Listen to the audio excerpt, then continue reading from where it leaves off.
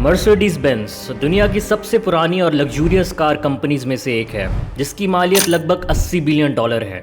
आज के दौर में ये एक ऐसा ब्रांड है जो ना सिर्फ मिडिल क्लास लोगों का ड्रीम है, बल्कि एक्सपेंसिव गाड़ियों में टॉप ऑफ द लिस्ट भी है। लेकिन इसका सफ़र शुरुआत से आसान नहीं था। ये कहानी शुरू होती है एक मोटिवेटेड और काबिल इंजीनियर की कोशिशों से, जिसने पहली दफ़ा हॉर्सलेस कैरिज बनाने का ख्वाब देखा। इस रास्ते में उसने कई चैलेंजेस और नाकामियों का सामना भी किया, लेकिन उन तमाम लोगों को गलत साबित कर दिया जो उसकी काबिलियत को शक की निगाह से देखते थे, और अपने छोटे से वेंचर को 19वीं सदी के आखिर तक दुनिया की पहली और सबसे बड़ी ऑटोमोटिव प्रोडक्शन कंपनी बना दिया। लेकिन जो कहानी इंस्पिरेशनल सक्सेस स्टोरी की तरह शुरू हुई, उसने पॉलिटिकल दौर भी देखा। इस कंपनी ने नाजीज को मिलिट्री व्हीकल सप्लाई करके मुनाफा भी कमाया, और वर्ल्ड वॉर 2 में इस कंपनी की मैन्युफैक्चर्ड लोकोमोटिव्स भी इस्तेमाल की गईं। तो आइए शुरू करते हैं मर्सिडीज बेंज की इस इंस्पायरिंग कहानी को और इस ऑटोमोबाइल के पीछे विजनरी इंजीनियर कार्ल बेंज के बारे में।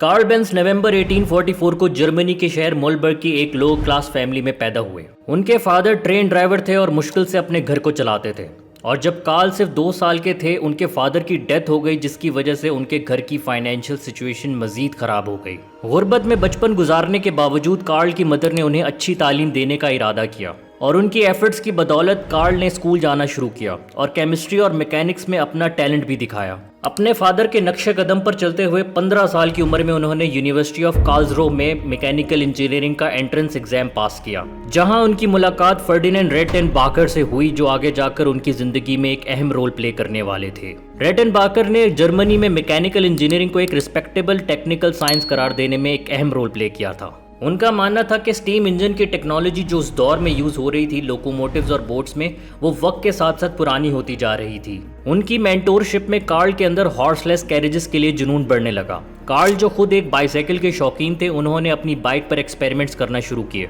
और इसे मोटराइज्ड व्हीकल में कन्वर्ट करने की कोशिश की। उस दौर में ऑलरेडी बहुत से इंजीनियर्स और इन्वेंटर्स दुनिया की पहली ऑटोमोबाइल बनाने की कोशिश कर चुके थे, लेकिन कार्ल ने देखा कि इनमें से ज्यादातर स्टीम इंजन टेक्नोलॉजी का इस्तेमाल कर रहे थे। रेटेनबाकर की रहनुमाई में कार्ल ने एक नए कॉन्सेप्ट की जरूरत को महसूस किया। दर्जनों लोगों की क्रिटिसिज्म के बावजूद उन्होंने एक ऐसी व्हीकल बनाने का सोचा जो स्टीम इंजन के मुकाबले में ज्यादा एफिशिएंट और तेज हो। यूनिवर्सिटी से 19 साल की उम्र में ग्रेजुएशन हासिल करने के बाद कार्ल ने 7 साल तक इंजीनियरिंग और कंस्ट्रक्शन सेक्टर में जॉब्स की।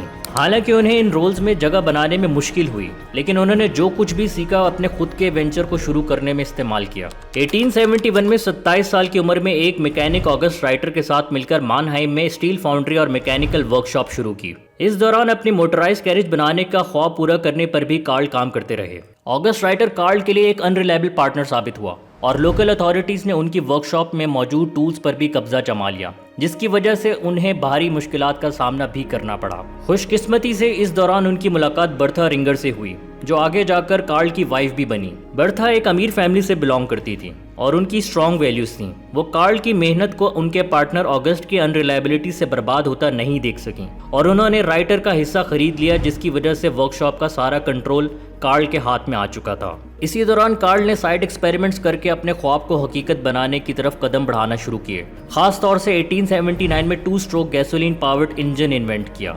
ज्यादा रेवेन्यू जनरेट करने के लिए उन्होंने अपनी इन्वेंशंस को पेटेंट करवाना शुरू किया, जिसमें engine speed regulator, battery powered ignition, spark plug, carburettor, clutches, gear shifters और वाटर रेडिएटर्स शामिल थे। ये सभी इन्वेंशंस उन्हें स्टीम इंजन के बगैर चलने वाली गाड़ियों की इन्वेंशन के करीब लेकर जा रही थीं, और इन इन्वेंशंस की वजह से उन्हें अपने बिजनेस में फ़ायदा भी हो रहा था। लेकिन इतना प्रॉफिट नहीं हुआ जितना वो एक्सपेक्ट कर रहे थे। प्रोडक्शन कॉस्ट बढ़ने लगी और बैंक्स ने उन्हें लोन देने से मना कर दिया।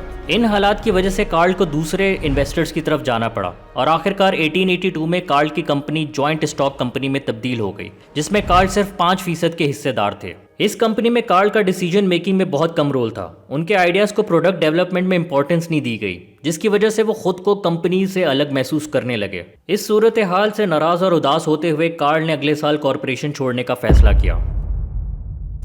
अपनी खुद की बनाई कंपनी को छोड़ना उनके लिए बहुत मुश्किल फैसला था, लेकिन इस सेटबैक ने उनके अंदर कामयाबी के जज्बे को और भी ज्यादा बढ़ा दिया। मेनहाइम में उनकी मुलाकात मैक्स रोज और फ्रेडरिक विल्हेम से होती है, जो बाइसाइकिल रिपेयर शॉप चलाते थे। इन तीनों ने साथ मिलकर बेंज एंड सी कंपनी बनाई, जहां उन्होंने इंडस्ट्रियल मशीन्स और स्टेशनरी गैस इंजन्स की मैन्युफैक्चरिंग पर फोकस किया। इस वेंचर ने बहुत जल्दी प्रॉफिट बनाना शुरू कर दिया। उनके पास अच्छा खासा पैसा आ रहा था और उनकी टीम में अब 25 लोग भी मौजूद थे और ये उनके लिए एक सुनहरी मौका था अपने ख्वाब को सच करने का, एक ऑटोमोबाइल बनाने का ख्वाब। और आखिरकार साल 1885 में उन्होंने पहली completely isolated automobile the Benz patent motor wagon बना ली। ये एक 2-सीटर 3 वायर व्हील ट्राइसाइकिल थी जो 4 स्ट्रोक गैसोलीन पावर मोटर से चलती थी। इसमें मौजूद single cylinder engine 2/3 horse power produce करता था जिसकी स्पीड 7 माइल्स पर आवर तक पहुंच सकती थी। कार्ल को यकीन था कि उन्होंने एक रेवोल्यूशनरी मशीन इन्वेंट की है। इस ट्राइसाइकिल ऑटोमोटिव को टेस्ट और इसके शेप को रीडिजाइन करने के बाद कार्ल 1886 के समर में इसको पब्लिक के सामने ले आए।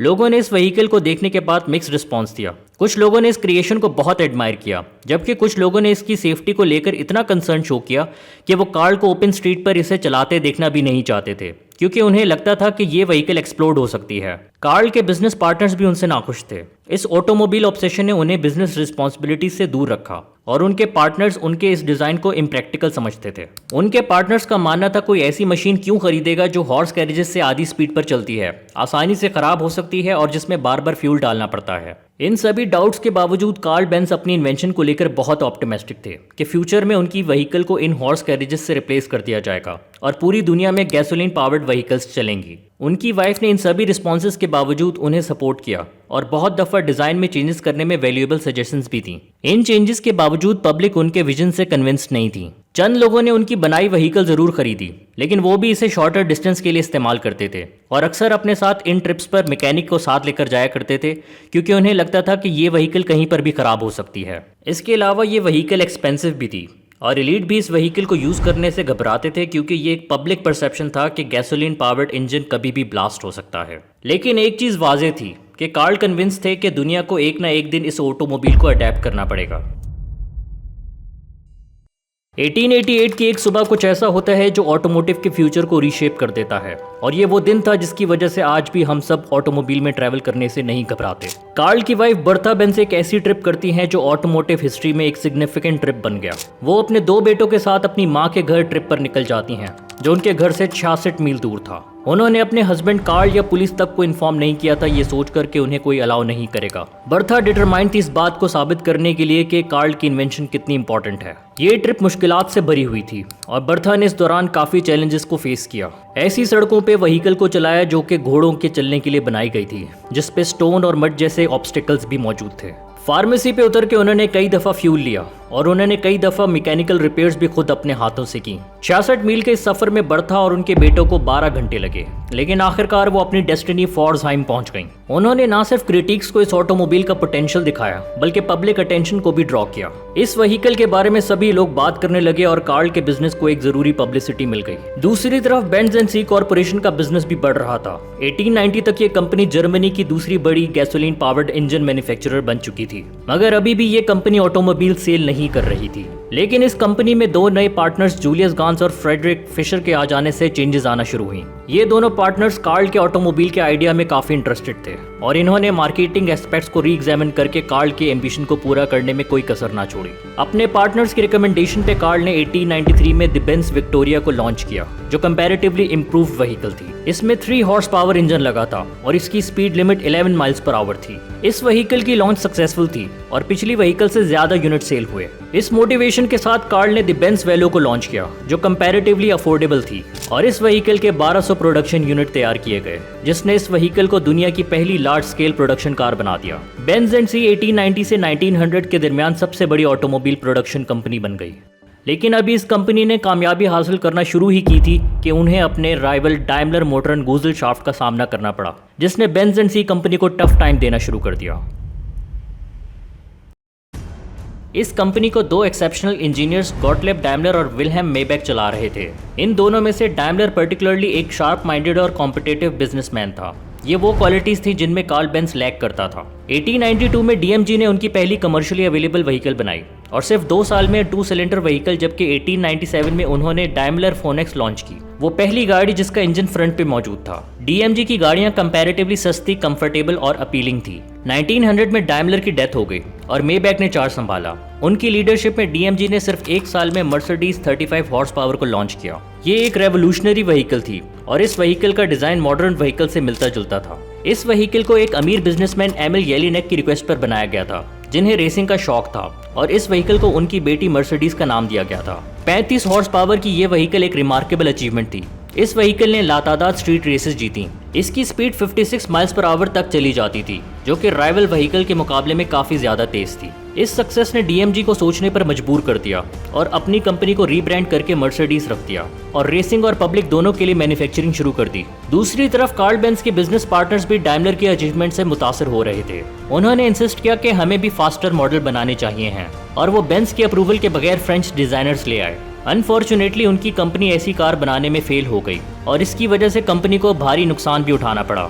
आयरॉनिकली इस बार बेंज ने भी ऐसी व्हीकल बनाने का सोचा जो रेसिंग में यूज हो सके, और 1908 में बेंज ने एक 120 हॉर्स पावर इंजन के साथ रेसिंग कार बनाई, जिसने लेनिनग्राड से मॉस्को तक के रूट को 8.5 घंटों में पूरा कर लिया, जो कि एवरेज 50 माइल्स पर आवर की स्पीड से चल रही थी। और 1909 में बेंज ब्लिट्जन को लॉन्च किया, जिसमें 200 हॉर्स पावर इंजन लगा हुआ था। इस व्हीकल ने नया रिकॉर्ड सेट किया और इसकी स्पीड 140 माइल्स पर आवर तक पहुंच जाती थी। इस अचीवमेंट ने बेंज को डाइमलर के साथ दुनिया के लीडिंग ऑटोमेकर्स में खड़ा कर दिया। लेकिन अफसोस की बात यह है कि ये सक्सेस ज्यादा देर नहीं चली और वर्ल्ड वॉर 1 शुरू हो गई, जिसकी वजह से ग्लोबल इकोनॉमी डिस्टेबलाइज हो गई। वॉर में जर्मनी की हार के बाद सैंक्शंस की वजह से बेंज और डाइमलर दोनों को फाइनेंशियल हार्डशिप्स का सामना करना पड़ा। इस क्राइसिस से निकलने के लिए दोनों कंपनीज 1926 में कंप्लीटली मर्ज हो गईं और डाइमलर बेंज के नाम से एक नई कंपनी की शुरुआत हुई। और यहीं से मर्सिडीज बेंज व्हीकल्स के दौर का आगाज होता है, जिसमें आइकॉनिक मॉडल्स को लॉन्च किया गया, जैसे कि Mercedes Benz type 630, Mercedes S, SS और एसएस के मॉडल्स। इस कंपनी के अंदर मौजूद मेन इंजीनियर्स में से एक फर्डिनेंड पोर्शे ने कई लेजेंडरी कार्स को डेवलप किया। ये वही फर्डिनेंड पोर्शे हैं जिनका नाम ऑटोमोटिव वर्ल्ड में एक लेजेंड के तौर पे जाना जाता है। कार्ल बेंज इस कंपनी के बोर्ड ऑफ डायरेक्टर्स में रहे और उन्होंने अपने ख्वाब को सच होते हुए देखा और कई कामयाबियां इस ऑटोमोबाइल इंडस्ट्री में विटनेस करने के बाद अप्रैल 1929 में उनकी डेथ हो गई।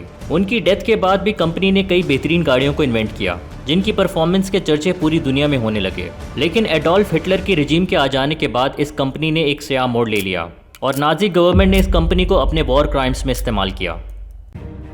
1933 में एडोल्फ हिटलर जब पावर में आया, उसने अपने पॉलिटिकल स्टैंड को बढ़ावा देने के लिए जर्मन इंजीनियरिंग और टेक्नोलॉजी को दुनिया के सामने शोकेस करना शुरू किया। इसे अचीव करने के लिए उसने डाइमलर बेंज को बेतहाशा सब्सिडीज भी दी ताकि वो ग्रैंड प्रिक्स रेसिंग में हिस्सा ले। किसी दूसरे कार मैन्युफैक्चरर पे इतना पैसा खर्च नहीं किया गया जितना डाइमलर बेंज पे किया गया, और इसके रिजल्ट्स रेस ट्रैक पर भी नजर आए। 1934 से लेकर 1939 तक मर्सिडीज ने ग्रैंड प्रिक्स रेस में डोमिनेट किया। उनके W25 और W125 models 200 miles per hour तक की स्पीड को हिट करते थे। इस दौरान इस कंपनी ने ग्रैंड प्रिक्स में 34 रेसेस जीती। इन सभी विक्ट्रीज ने जर्मनी को ऑटोमोबाइल इंडस्ट्री में वो स्टेटस दिया जिसकी दुनिया आज भी मिसाल देती है। और मर्सिडीज बेंज एडोल्फ हिटलर की प्रेफर्ड लग्जरी कार थी। उन्हें अक्सर मर्सिडीज बेंज 77 में देखा गया। ये वो व्हीकल थी जिसे अक्सर high ranking Nazi officials use किया करते थे।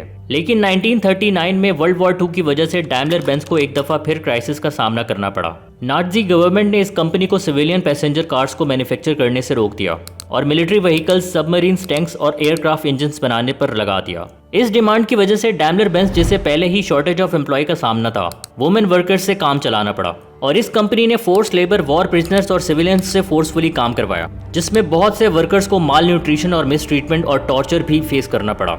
1944 तक डाइमलर बेंज के 63,000 एम्प्लॉयज में से आधा हिस्सा फोर्स लेबरर्स का था। जंग खत्म होने के बाद डाइमलर बेंज को नए चैलेंजेस मिले। डाइमलर बेंज के एसेट्स को कॉन्फिस्केट कर दिया गया। 1946 में अमेरिकन अथॉरिटीज से प्रोडक्शन परमिट हासिल करने के बाद कंपनी ने दोबारा से काम शुरू किया। डाइमलर बेंज को यह फायदा था कि इसका प्रोडक्शन प्लांट जर्मनी के उस हिस्से में था जिस पर अमेरिकन ऑक्यूपेशन थी, जबकि इसके कॉम्पिटिटर्स जैसे कि BMW और एडलर की फैसिलिटीज सोवियत टेरिटरीज में फॉल करती थीं और ये कंपनीज अपने प्लांट्स को ओन नहीं कर सकती थी, जबकि मर्सिडीज बेंज के पास प्रोडक्शन प्लांट के सारे राइट्स मौजूद थे। 1950s तक मर्सिडीज बेंज वापस अपना इन्फ्लुएंस हासिल करने लगी और मोटर स्पोर्ट्स में एक स्ट्रॉन्ग कमबैक किया और सिर्फ 4 सालों में इस कंपनी का प्रॉफिट बिलियंस ऑफ डॉलर्स तक जा पहुंचा।